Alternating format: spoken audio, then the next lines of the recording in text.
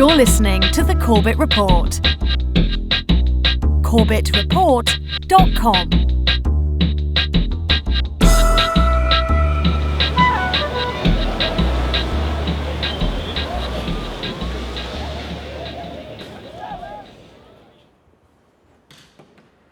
Okay, here we go.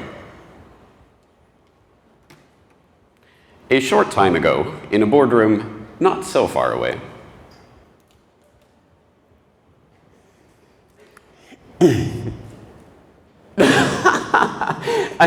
and then we told them it was jet fuel. I know. I gotta go. Mr. President. So glad you could join me once again. Late as usual, but it doesn't really matter. You're going to be gone soon enough, aren't you? With your little golden parachute, you will sail off to the sunnier climes of some foreign country, I'm sure, to live the rest of your days in peace. You have served us well enough, I suppose. In fact, things are going remarkably well. We're making incredible progress in our conditioning to the public to enjoy their servitude. We've implemented bans on collecting rainwater, bans on feeding the homeless, bans on drinking raw milk. There seems to be absolutely no end to which the public will not submit themselves to us. In that spirit, we're of course going to be instituting some new laws in the coming months that you'll be announcing shortly. One is that there will be only pizza eaten on Tuesdays. Blue cars will not be driven in cities with the letter C in their names starting next month. And then towards the end of the year, we're thinking about party hats mandatory for all breakfasts. We'll see how that goes. Let's see, what else? Oh yes, next month you're going to be announcing the invasion of Namibia. You're going to be mobilizing 500,000 troops for a 5-year commitment at $5.5 trillion. What was that? Yes, I know Namibia is not a country, but do you think that really matters? Have we taught you nothing in your years as puppet mouthpiece for us? Wait, look who I'm talking to. Well, I know you're not exactly the sharpest knife in the drawer, Mr. President, and I know you don't read very much, if at all. No, comic strips don't count. But let me share with you a book that I do not have to hand. Do you know what this is, Mr. President? The Invasion from Mars by Hadley C. Cantrell. Hadley C. Cantrell was one of our boys at the Princeton Radio Project back in the 1930s, one of Nelson's roommates, and back in college, and Nelson Rockefeller. Yes, that Nelson, Mr. President. And Hadley C. Cantrell wrote this study in 1940 of the 1938 Orson Welles radio broadcast that panicked the nation of the United States. It was a remarkable operation, so within weeks, the Princeton Radio Project organized to study the effect of that radio broadcast on the population.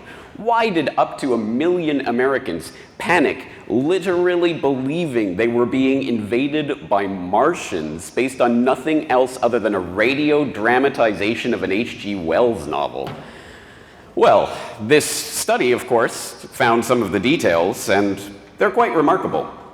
But let's read from the preface of the 1966 edition of this publication, in which Hadley C. Cantrell wrote, "On Halloween night 1938, Orson Welles and his Mercury Theater on the Air dramatized H.G. Wells' fantasy, War of the Worlds, so realistically and effectively that at least 1 million Americans became frightened and thousands were panic-stricken. The study reported in this book was launched immediately after the broadcast and gives an account of the major psychological reasons for the mass behavior involved. Since the publication of The Invasion from Mars in 1940, I have often been asked whether I thought such a thing could happen again. The questioners usually imply that we are now somehow too sophisticated to be taken in by anything so fanciful. Unfortunately, I have always had to reply that of course it could happen again today, and even on a much more extensive scale. In this study of the most widespread panic of recent times, we are not dealing just with a bit of isolated science fiction pertinent to only to one particular time and place. As this little book shows, we are, on the contrary, dealing with an episode of human behavior brought about by a pattern of circumstances providing a matrix for high suggestibility. Such a pattern is by no means absent today, though it would now be fashioned out of new and different ingredients. Since the Halloween boo of 1938, we have seen the development and use of atomic weapons. We know about the existence of intercontinental ballistic missiles and their immense destructive power. And we hear talk of satellites spinning about our tiny globe carrying atomic warheads that could be quickly guided to any target on Earth. Such destructive forces against which there appears to be so little protection can only enhance the possibility of delusions that would be even more plausible than the invasion of Martians, and that would not require the combined talents of H.G. Wells and Orson Welles to set it off. Do you know what this means, Mr. President? Let me give you an example. In this study, we found that 48% of those who panicked, believing that they were being invaded by Martians, did not do so much as turn the station to try to find out if that information was true. They sat there, horrified, panic-stricken, in many cases packing up their belongings and heading for the hills, believing that Martians were coming from outer space to destroy them with death ray beams, and they couldn't be bothered to twist their arm a little to verify that information. Do you really think that humanity has changed in the past half-century, Mr. President? It's so glorious being one of us and watching them scurrying around like little ants, doing what we say, doing our bidding as we please. Nothing can derail our agenda.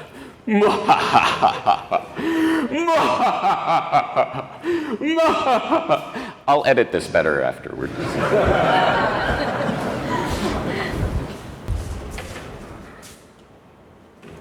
Sometime later. Yeah. Bank of America. Just print up $1 trillion and just give it to them. I don't know, call it quantitative easing. No one will even bother to look up what it means. Who cares? All right, thank you. Mrs. President, you're welcome very much for joining me today. Please sit down. Well, congratulations, I suppose, on your selection. Of course, the voting machines did mark you as the candidate of choice in this election. And yes, you won handily, and everything seems to be going quite well. Of course, the usual coronation ceremonies took place, and the public seems to have swallowed it more or less, and we have a very interesting agenda for your 4 years in office, but well, I hesitate to bring it up. It's obviously none of your worry, but you should probably know about it in case you happen to get a question during one of your press conferences and we can't load the teleprompter quickly enough.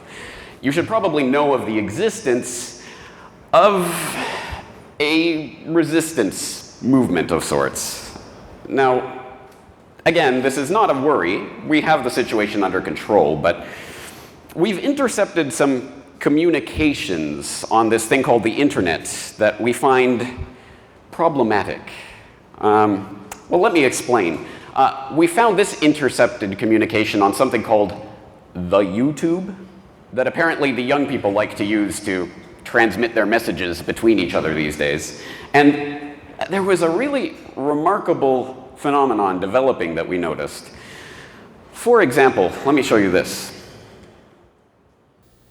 Welcome. This is James Corbett of CorbettReport.com with the last word on independence. In the course of human events, nothing has been more dangerous to the ruling elite than the concept of human liberty. Not the documents that have encapsulated that idea or charted its development, not the Magna Carta, not the Declaration of Independence, not the Emancipation Proclamation, nor any of the other pieces of paper upon which the idea of liberty has been set down, but the idea itself. That humans are born equal, that there are inalienable rights that no self-proclaimed authority is ever justified in attempting to usurp under whatever pretense, that our life, our liberty, and our property are inviolable, and that it is our duty to resist those who seek to violate them. These are the truths that we hold to be self-evident here, now, in the 21st century, blessed as we are to stand on the shoulders of the philosophical giants who had the vision of foresight to realize that tyranny is not the natural state of humanity, and the courage of their convictions to fight and die for those beliefs. This idea has been dangerous to those who seek to dominate others precisely because it is an idea, a fire in the minds of men that once loosed upon the world can never be put out. It cannot be imprisoned, stabbed, shot, or put under the guillotine, although those who have furthered the cause of liberty have all too often been subjected to these punishments. The documents upon which it is inscribed can be ignored, revised, or destroyed altogether, but the idea itself is as immutable as the inalienable rights it upholds. The idea of liberty is dangerous precisely because it is permanent, indestructible, and ultimately irrepressible. Those who are seeking to once again claim their independence from the system and to stake out for themselves those rights that our forefathers and foremothers fought and died for are now being dubbed extremists and socially demonized for their refusal to go along with their own enslavement. Those who grow their own gardens to free themselves from dependence on the big multinational food conglomerates are portrayed as wackos. Those who invest in precious metals against the devaluation of the debt-based, fractional reserve, derivative-backed, central bank-issued funny money that serves as the basis of our system of economic dependence are deemed kooks. Those who refuse to recognize the authority of the government to impose limits on their inalienable human rights to freedom from unlawful searches and seizures, and even freedom from violation of their own bodies, are branded dangerous subversives. And now, as another Independence Day comes and goes in the United States of America, and as we watch the political puppets of all stripes line up to pay lip service to the ideals of human freedom, it's time once again for the people the world over to ask themselves if they will stand with the ideals enshrined by Thomas Jefferson in the Declaration of Independence in 1776, that when a long train of abuses and usurpations pursuing invariably the same object evinces a design to reduce them under absolute despotism, it is their right, it is their duty to throw off such government and to provide new guards for their future security. Because in reality, our liberty is not a vague concept that we can reaffirm on occasion as it suits us. It is a choice that we make each and every day to live in independence or in slavery. Every day is Independence Day.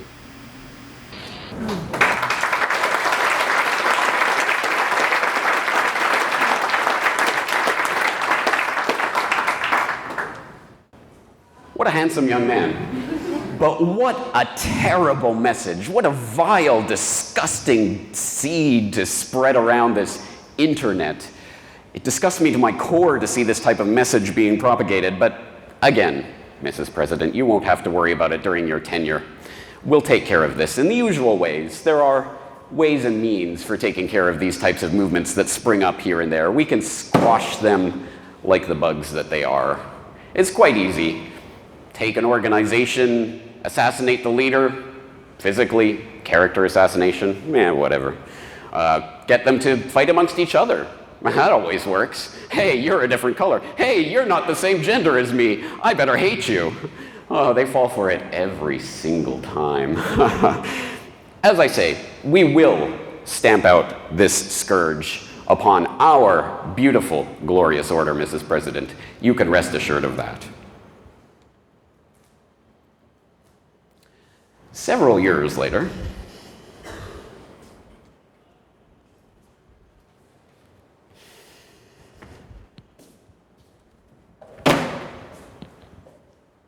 Mrs. President, sit down. We have a lot to discuss.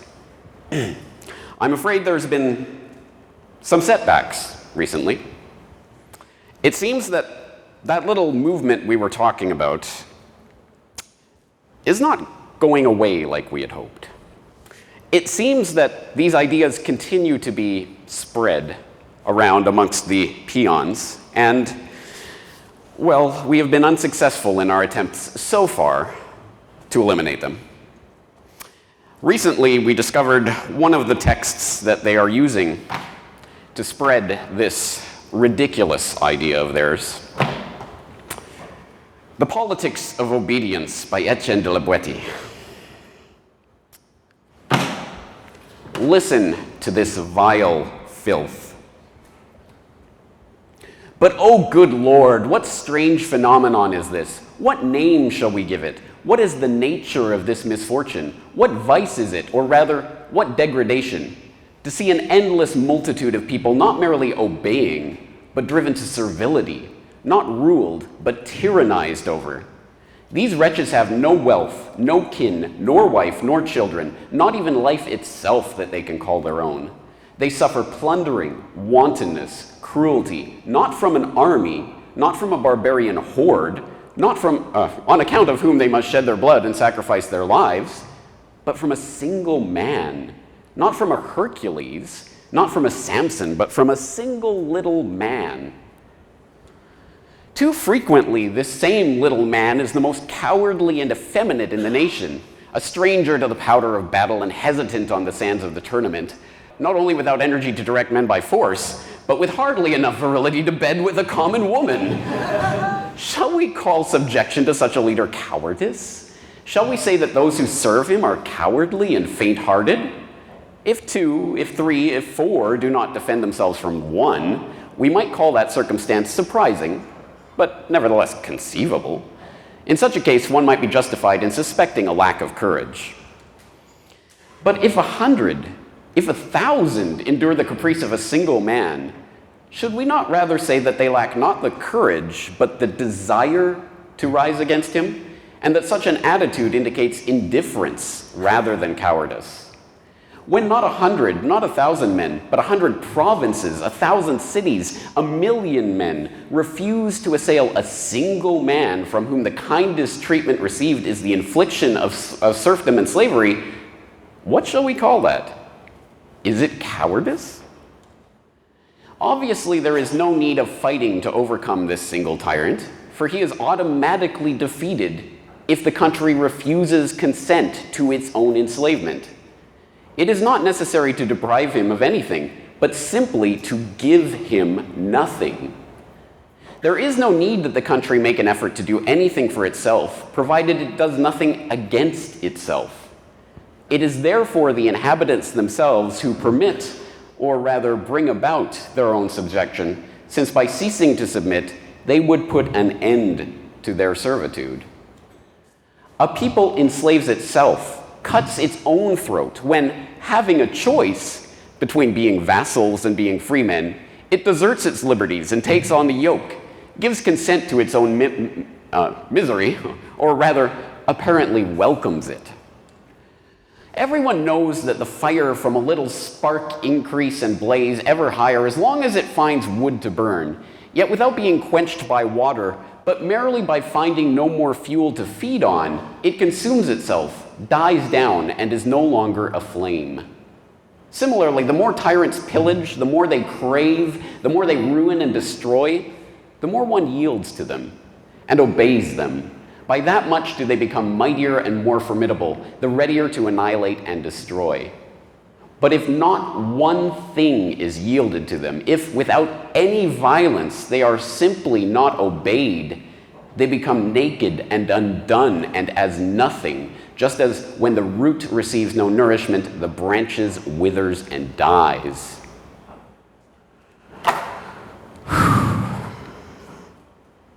Mrs. President, I don't know what to say. This idea is taking off. In fact, it's being used as we speak, not by one or two or several individuals, not by a group, not by an organization, not even a multitude of organizations, but by millions of individuals around the globe self-activating with this radical material. It's very difficult to know what to do about this phenomenon. Observe.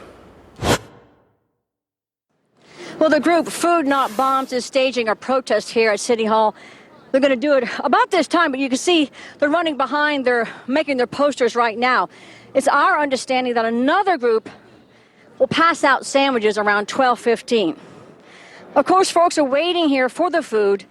This feeding is more or less a slap in the face to city officials who won the last round of appeals. In early July, the 11th Circuit Court of Appeals upheld the large group feeding ordinance, That made it illegal to feed a group of 25 or more within a 2-mile radius of City Hall. And this makes no sense to the hungry and the homeless.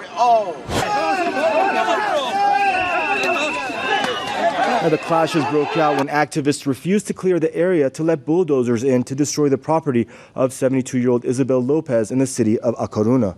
Some activists chained themselves to the roof of the old woman's property. Police failed to evict Lopez from her home last year because of public protests and some firefighters' refusal to take part in the operation. Now, police say the old woman has fallen behind in her rent.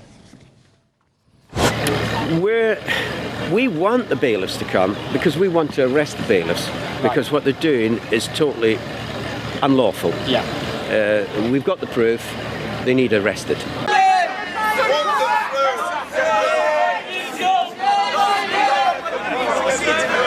Here comes Peter Cottontail, hopping down the bunny trail. Before he headed out to hide eggs across the valley, the Easter Bunny spent his Saturday night hiding a photo radar camera in Tempe. It's all a scam. Shelton videotaped the prank and then uploaded it to YouTube. The 90-second clip shows someone dressed in the costume walk up to a red light camera at the intersection of Rural and University in Tempe. The bunny, who Shelton won't identify, takes a giant egg and places it over the camera, rendering it useless. Yes, Mrs. President, of course we're going to order a moratorium on Easter Bunny costumes, but that's not the point. The point is this idea is spreading. Again, we're committing our full resources to this problem, and we expect to have it all in order for the next selection. Your successor has already been selected. Everything, again, should go according to plan, and don't worry, your successor will rule with an iron fist. There will be no slack given. There will be no quarter given to this movement, to these people that are spreading all around the globe, the people not just in this country, but all around the globe, in Western Japan, in the Netherlands, in Acapulco. They will be destroyed, Mrs. President. Of that, you can be assured. After the election,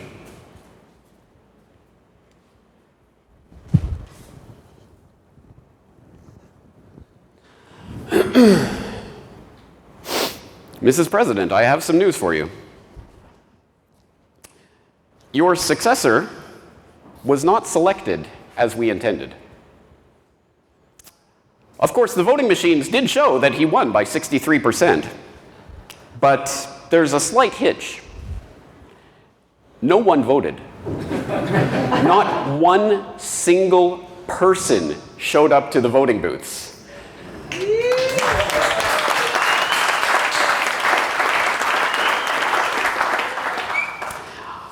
We still think we can pass that one off, but there's more. Tax day came and went. Not a single person filed.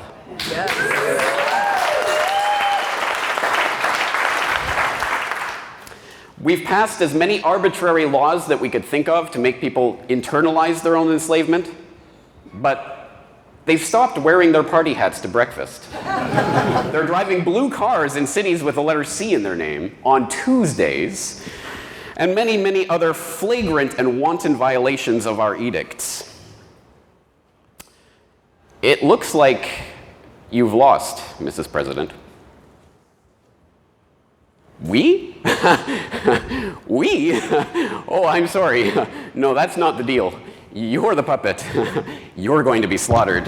As for me and my friends, well, I've decided to join the winning team. I am no longer going to be your slave master or anyone else's. Peace, love, anarchy. I'm out.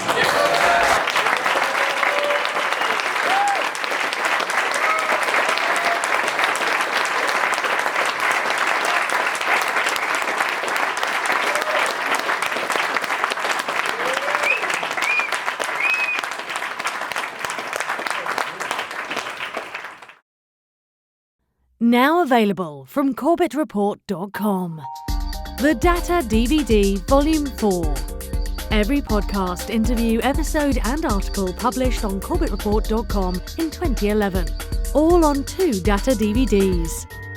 For details or to buy other Corbett Report DVDs, please go to corbettreport.com/shop.